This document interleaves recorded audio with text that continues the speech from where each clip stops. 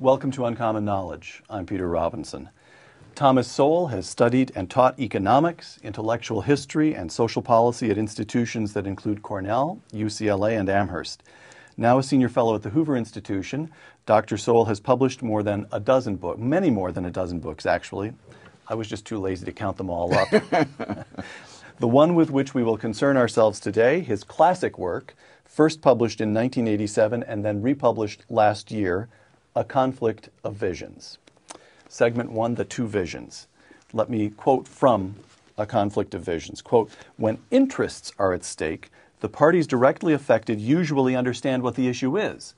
However, when there is a conflict of visions, those most powerfully affected by a particular vision may be the least aware of its underlying assumptions."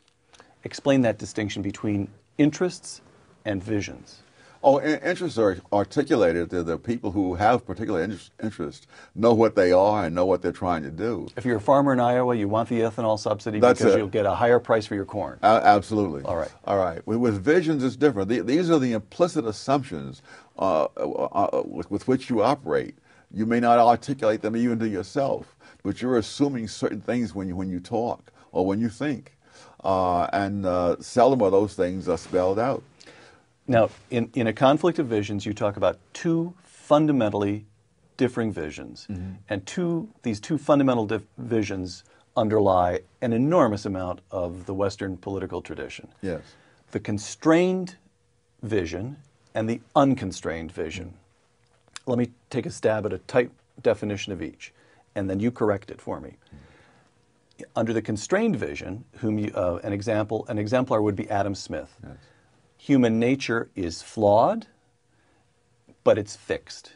Mm-hmm. And the question is, how do we erect institutions that contain our flaws and permit us to live in the best possible society, given in effect the fallen nature of, or the fallen character of human nature? Fair? Yes, absolutely. So when you say constrained, it's a vision of human nature itself. Human nature is fixed, flawed, and therefore we operate within constraints, the constraints human nature itself provides.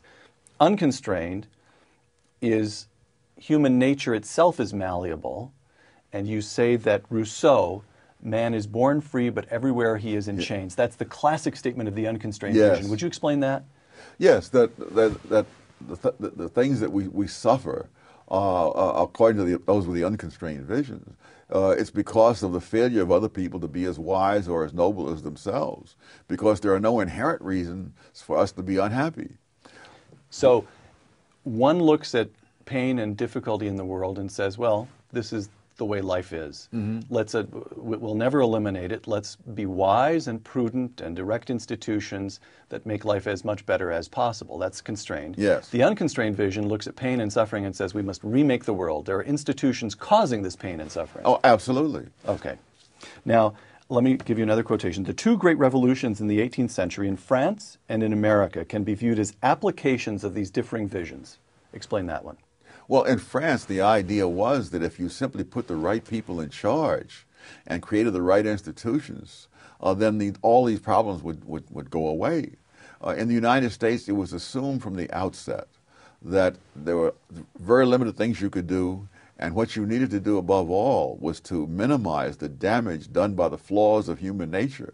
And this is why the United States, for example, has this Constitution, so much lamented by some of those who believe in the French Revolution, in which this group is offset by that group, and nobody can sort of run wild. If you believe that what you need is to have the right leaders who love the people and so on, a messiah, as it were, then your problems are solved.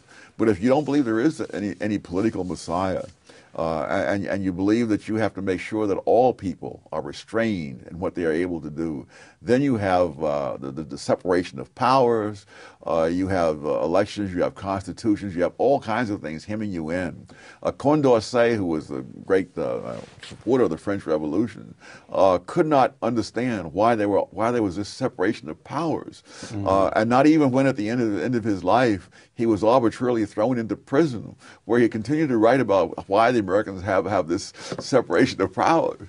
And of course, if there had been a separation of powers, he wouldn't be rotting in prison. Right, right. Could I just, you've got France is the unconstrained vision, 18th century America is the constrained vision, founding fathers the constrained vision. Could I ask if it goes even farther back? What comes to mind is Karl Popper's The Open Society and Its Enemies. There's a famous chapter in there in which he contrasts Plato, whom he views as a radical, the man who wants rule by the philosopher kings, with Aristotle, whom he views as a kind of piecemeal reformer. What you get in Plato is the impulse to start anew, and what you get in Aristotle is the impulse to accept the givenness of things and make one change, see how it works, another change, see how it works. In other words, I guess what I'm getting at is there some sense in which these two visions can be traced all the way through the Western tradition? Oh, absolutely. That's right. Absolutely. That's a fair statement. Yes. All right. Now, in this country, you talked about France versus the United States, but what about Americans versus Americans? John Adams versus Thomas Jefferson, for example? Is that a fair contrast? Adams would be constrained, Jefferson unconstrained? To some extent, yes. Jefferson, when the complaint was made about the people who were innocent people killed during the course of the French Revolution, he said that I would rather that half the world be destroyed than that it should fail. But of course, as it went on, Jefferson backed away, and he did turn ultimately against it. All right. So what you get... He had a more unconstrained vision, but not totally. Because what I'd like to do now is turn to these two visions as they play out in contemporary American politics. But before I do that, I want to make sure I understand you. Your vision is that the founding fathers, the fundamental institutions of the United States, reflect the constrained vision. Absolutely. And that therefore what you get within the American tradition is degrees of the constrained or the unconstrained vision. You don't get clean, sharp disagreements, or is that untrue? Oh, you do get it. The whole erosion of the Constitution, largely by the courts, is the notion that no, we have to look out for the public interest, and therefore we won't worry about the constraints of the Constitution as much as some people would like. All right, which takes us to segment two visions of the law. The constrained vision of the law, and here I quote a conflict of visions. Oliver Wendell Holmes expressed it when he declared, "The life of the law has not been logic, it has been experience," close quote. Yes. How is he giving expression to the constrained vision? There is no one who, from sheer intellectual power, can tell you what the law ought to be.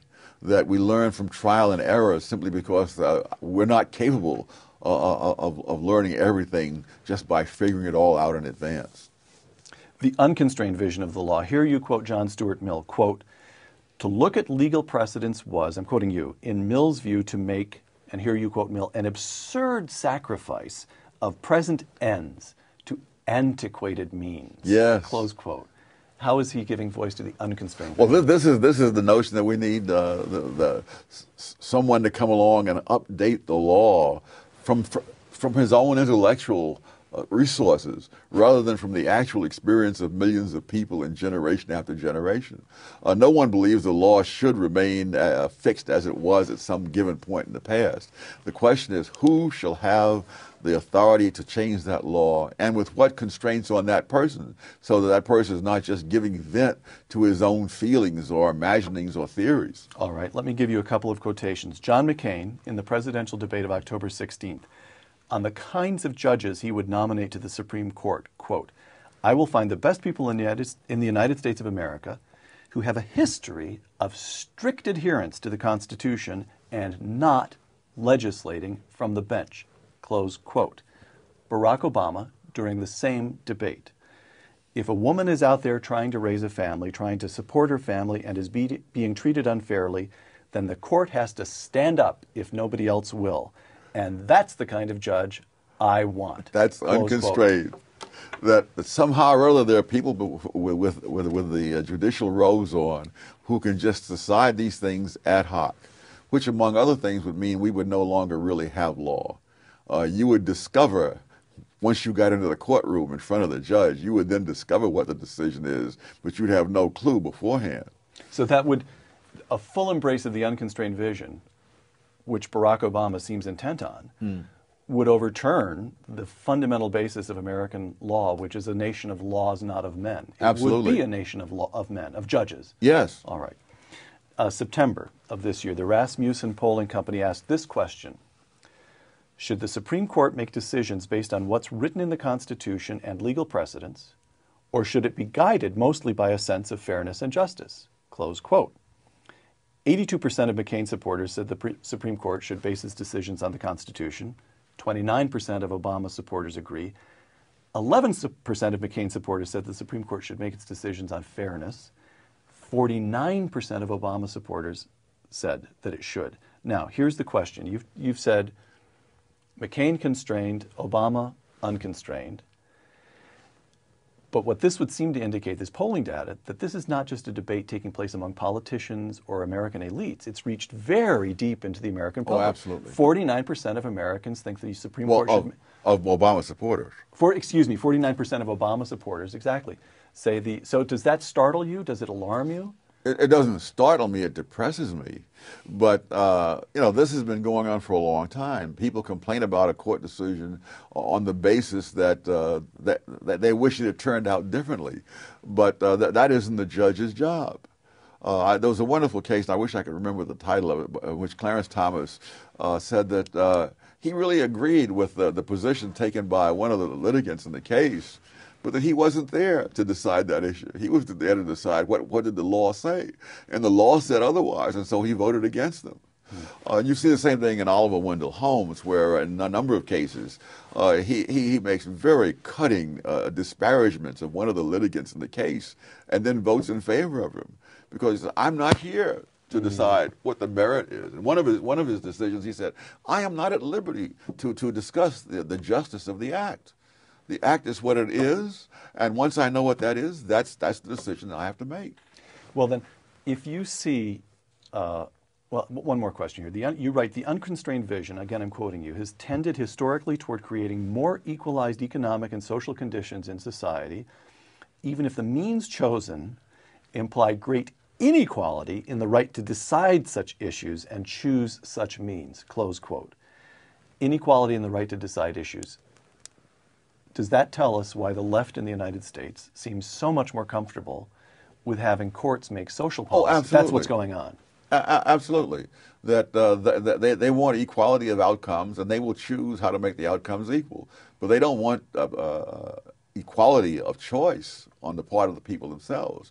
Many of the liberals say that they're for the family because they're for creating all kinds of goodies to give to families. But they want to take away the family's fundamental function, which is making decisions for members of the family itself, particularly the younger members who aren't yet grown.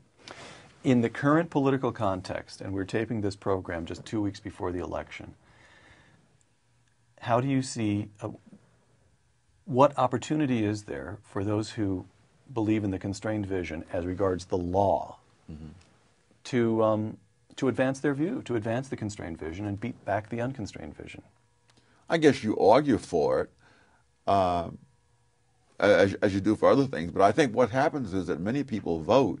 They don't think that far ahead. They think, I like this guy, and so on. They don't think, what kind of judges will he be putting on the court, on the federal bench, who will be there 20 and 30 years from now, who will be turning loose criminals, let's say, for 20 or 30 years. Right. Well, I know that you have some reservations about John McCain as a candidate, and we'll come to some of those, I suspect. Yes. Actually, I've got some questions intentionally to provoke you, Dr. Sowell. But would you say that on this issue alone, that the next president is likely to be able to nominate 2 or 3 justices to the Supreme Court? Oh, absolutely. That's decisive for you? Yes. All right. Okay. Segment 3, 2 visions of war. The constrained vision, and again, I'm quoting from your book, A Conflict of Visions. War is seen as originating in human nature and being contained by institutions. The unconstrained vision. Those with the unconstrained vision tend to explain war in terms of either misunderstandings or of hostile or paranoid emotions raised to such a pitch as to override rationality. Yes. Is it fair to say that the constrained vision is not surprised by war, but the unconstrained vision is always a little startled when a war breaks out? Oh, absolutely. That you can take this back to the Federalists, where they said, why do we think that the 13 colonies will make war on each other if they're not united? And the answer was because that's what countries have always done. And so it's not a question of, in fact, it's not just war, it's poverty, it's crime. All those are things which people with the unconstrained vision feel needs explaining. Whereas people with a constrained vision think what needs explaining is how do we sustain peace? How do we have law and order? How do we have morality? How would you interpret then, I can't remember whether Robert Kennedy was quoting someone else or whether this was original to him or to his speechwriters. The quotation is something like, some see the world and ask why. I see what could be and ask why not. Yes, yes. That's a kind of that's the unconstrained vision in a nutshell. Absolutely. All right. John McCain in February 2003, quote, this is the constrained and unconstrained vision as they apply to the question of warfare. In this age, liberating oppressed peoples from tyranny, from the tyranny of those who would do us harm, serves not only narrow national interests, but the ordered progress of freedom, close quote. Barack Obama in August of last year, quote, in the first 100 days of my administration, I will travel to a major Islamic forum and deliver an address to redefine our struggle. I will make clear that we will stand with those who are willing to stand up for their future and that we need their efforts to defeat the prophets of hate and violence. Close quote. What do you make of those two? I think Barack Obama has a lot more faith in verbal interactions than I would. That's the unconstrained vision. Oh, absolutely. You see, well, what he's proposing under the guise of change is what has been tried for 2 decades between the two world wars, and which failed disastrously in helping to bring on the Second World War.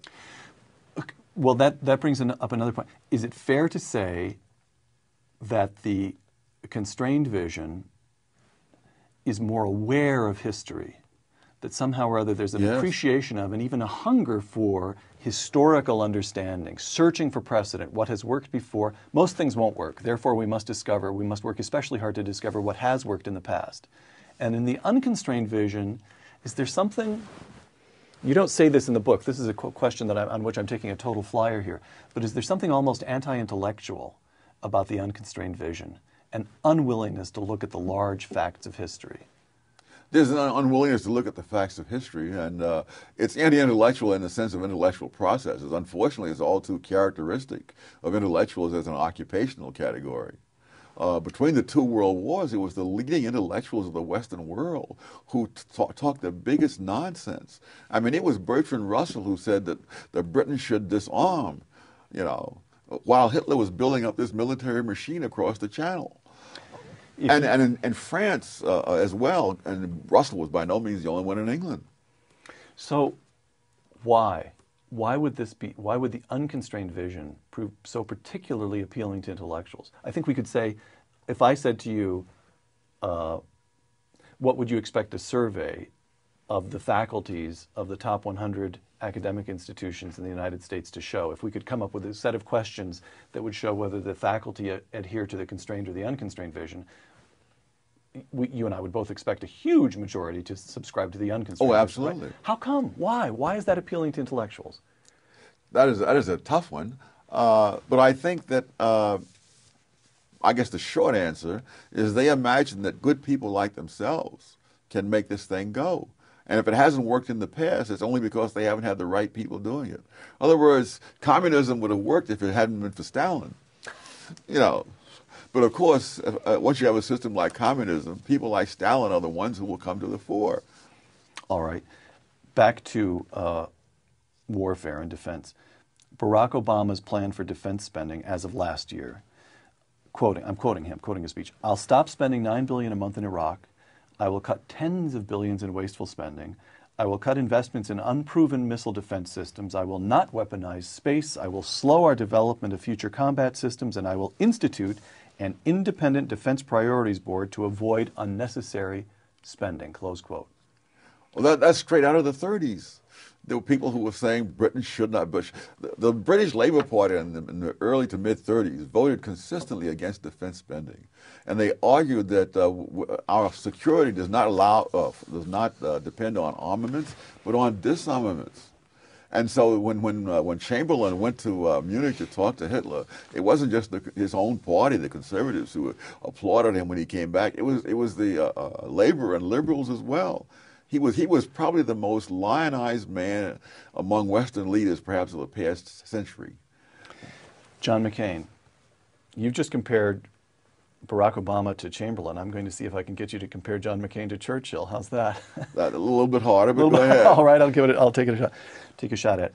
John McCain. It's very hard to find, at least I found it hard to find, an elaborated defense spending plan in McCain's website and campaign proposal. But he has at least at one point advocated an across-the-board federal spending freeze, but accepted defense spending from that freeze. And he would also, this is a quotation from a recent speech, increase the size of the U.S. Army and Marine Corps from the currently planned level of roughly 750,000 troops to 900,000 troops, close quote. So what you get in John McCain, this I think is fair to say, even if I can't find a specific proposal to get you to comment on, the notion that here's federal spending and here's defense spending. And it occupies, because it must, a privileged position within the structure of federal spending. What do you make of that? Well, I think he recognized that you have to survive before you do anything else. All right. So that strikes you as just good common sense. Yes. And McCain doesn't strike you as too belligerent? Defending yourself is not belligerent. All right. All right. Two visions of the economy. Again, I'm going to begin by quoting from A Conflict of Visions. The constrained vision sees market economies as responsive to systemic forces, the interaction of innumerable individual choices and performances. The unconstrained vision argues that this is not how the economy operates, that it is currently obeying the power of particular interests and should therefore be made in future to obey the power of the public interest. Close quote. Explain that. Well, they imagine that they can define the public interest by themselves. Whereas in a market, each individual defines his own interests himself and acts accordingly and interacting with other people and accommodating other people and competing with other people. All right. A couple of quotations here. This time I'm not going to contrast McCain with Obama. I'm going to begin with a quotation. Here it is. We who live in free market societies believe that growth, prosperity, and ultimately human fulfillment are created from the bottom up, not the government down. Let our banner proclaim our belief in a free market as the greatest provider for the people, close quote. Ronald Reagan. Yes, I thought so. You did, all right. Now, John McCain on September 15th. The American people are being threatened today because of greed and corruption that some engaged in on Wall Street and that we have got to fix, close quote. What do you make of what's going on in the Republican Party? Well, from Reagan to McCain. Decline. When people ask me why am I going to vote for McCain rather than Obama, it's because I prefer disaster to catastrophe. All right. You're not supposed to throw things at me from which I have to use valuable time to recover, Tom. All right. Here, listen to an exchange between Barack Obama and Joe Wurzelbacher, now known universally as Joe the Plumber. This took place on October 11th. Joe the Plumber. Your new tax plan is going to tax me more, isn't it? Barack Obama. It's not that I want to punish your success. I just want to make sure that everybody who's behind you, that they've got a chance to success too. I think when you spread the wealth around, it's good for everybody. Close quote. What do you make of that one? Oh, I think it's classic left ideology. And by the way, he's spreading. He wants to spread Joe the Plumber's wealth around. He's not spreading his wealth around. We all know about his half brother in Africa who is living in dire poverty. It's been fascinating to me, these various people who want to spend the taxpayers' money, but who, when it comes to charitable giving and so forth on their own, have no idea of doing that. I don't know if you're familiar with the study that's been done of liberals and conservatives donating money and giving time as volunteers and donating blood and so on. And contrary to what everybody expected, the conservatives do more of all of those things. The study showed that if everyone donated blood at the same rate at which conservatives donate blood, there'd be 45% more blood donated in the United States than there is. And also, weren't you struck by the Joe Biden's tax forms when they were released? He's had an income that's roughly triple that of Sarah Palin, and yet his charitable contributions have been much smaller Much Oh, slower than absolutely, hers. absolutely. Right. Let me ask you, let me try with John McCain one more time. Two assertions he made in the very same 5-minute radio talk. This is both come from Radio Talk on October 18th. Quote, "At least in Europe, the socialist leaders who so admire my opponent are upfront about their objectives. Raising taxes on some in order to give checks to others is not a tax cut. It's just another government giveaway." Close quote. Excuse me, this is not from the radio talk, but it's from a rally he gave on the same day. And he was talking about the need to address the financial crisis by buying up mortgages. Quote, "We need to give you a mortgage that you can afford so you can realize the American dream of owning your home." Close quote. So which vision does John McCain represent? He represents whichever one occurs there at the moment. All right. It's, he has what Thorstein Veblen called a versatility of convictions. All right. But here's the argument. The argument would be, look, John McCain's in a tight spot. He's trailing. He's fundamentally the constrained vision. That is to say, he fundamentally supports free markets. And his record shows an overwhelming majority of the times where there's a vote in Congress that can be recorded as free market or anti-free market, he's on the free market side. He's maneuvering here. Be realistic, Tom Sowell. Politicians have to do that. Cut the man a little slack. Well, if I were in his camp, perhaps I would say that. My job is not to cut him any slack. My job is to inform the people who read what I have to say. All right. Back to Barack Obama. You mentioned the, I think you would call it a naive view of world affairs, that he places a great deal of faith in in rhetoric, the ability of rhetoric to solve global problems. This reminds you of the 1930s. It reminds you of Neville Chamberlain. I read you a quotation of the notion of spreading the wealth around, and again you said that's perfectly pure socialist doctrine from the 1930s. Would you argue that this man is the most left-wing or the purest embrace of the unconstrained vision that we've seen in American politics since when? Since the New Deal? Since the Great there's been Society? American politics. Really? Yes, yes. I mean, even FDR, pulled back on some things. But Obama really, he does have the unconstrained vision, which is really an elitist vision. It says, I know what is the best to be done, and I will do it. When he says, I will change the world, you realize this is a man who has actually accomplished nothing other than advancing his career through rhetoric.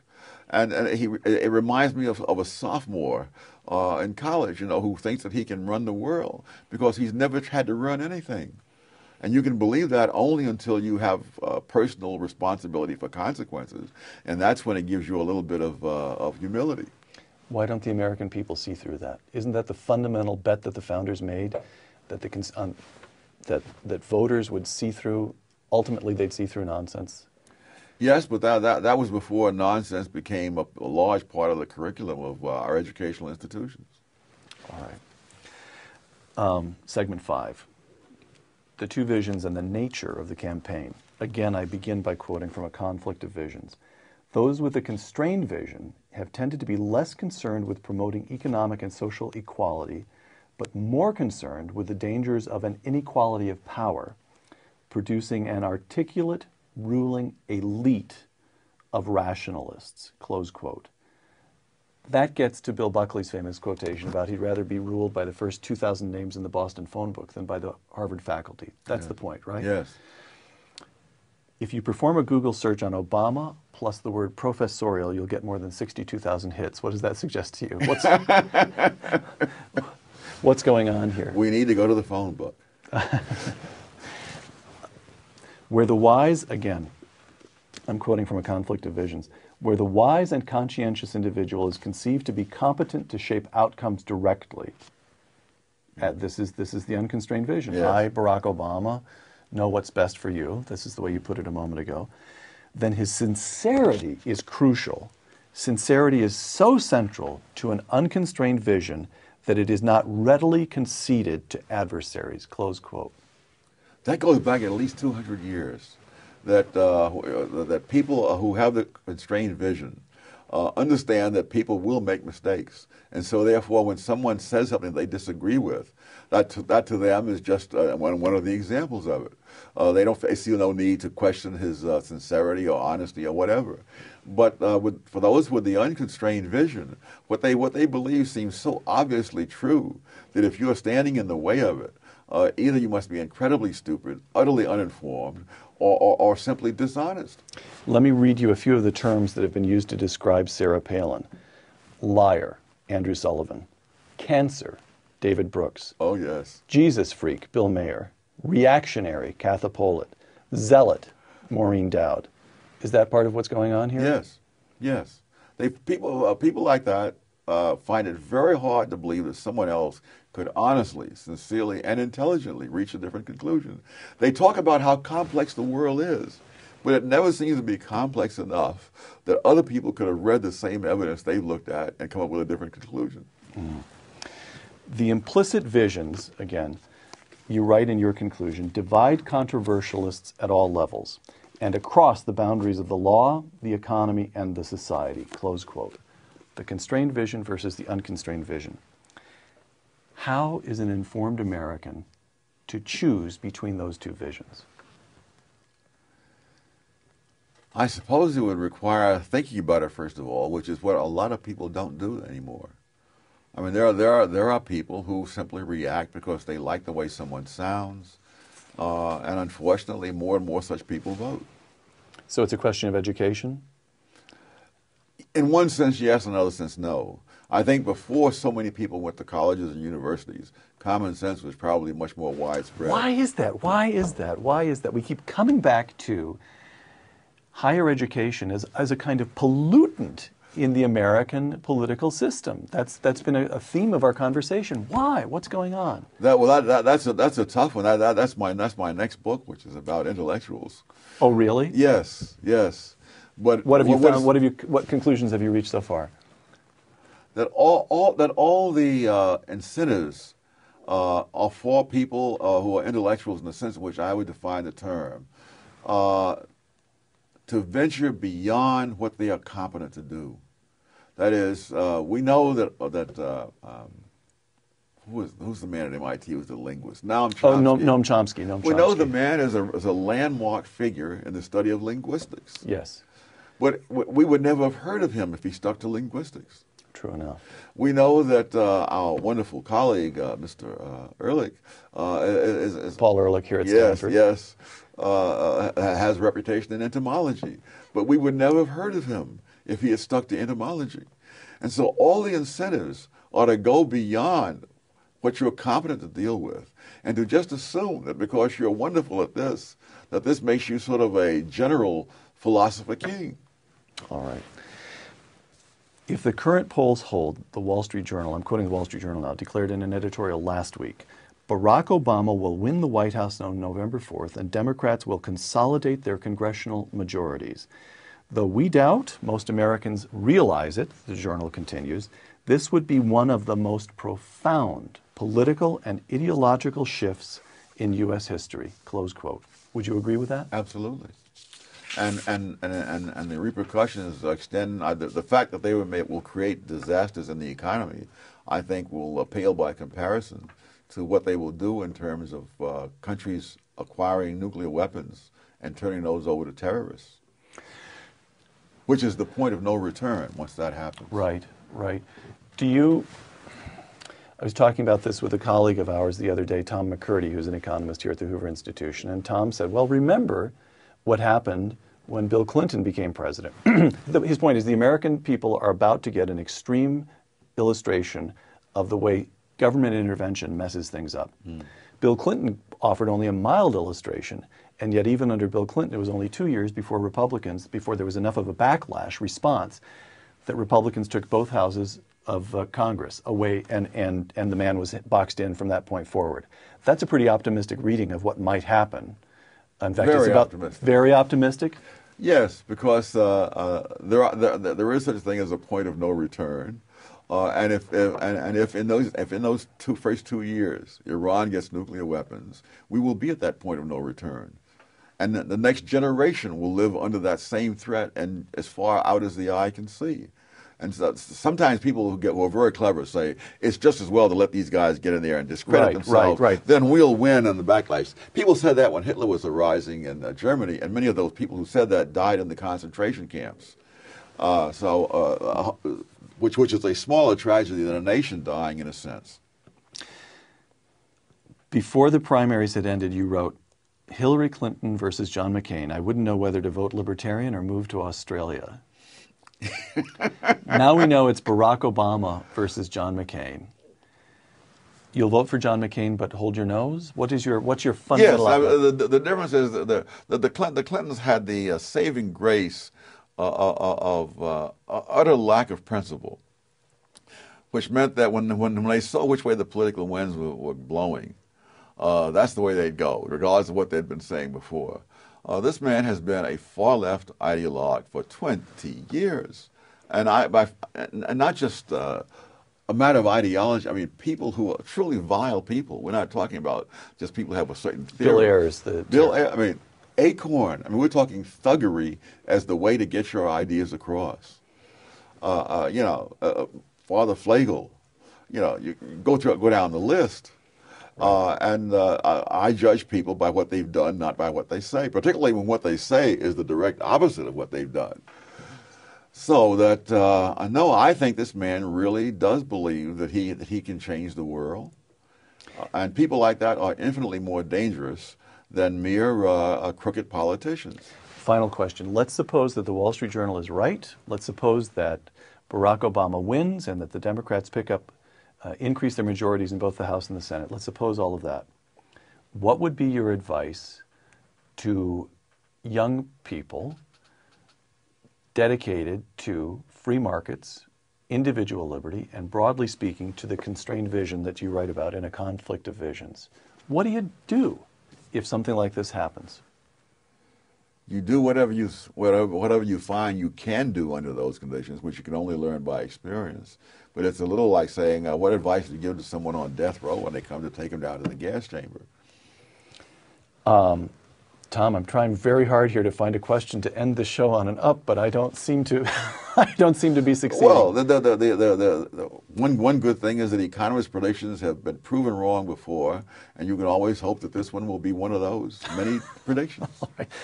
Dr. Thomas Sowell, author of A Conflict of Visions and author of the forthcoming second edition of another classic book you wrote, Applied Economics. This will be out in January. Yes. Dr. Thomas Sowell, thank you very much. Thank you. For Uncommon Knowledge, I'm Peter Robinson. Thanks for joining us.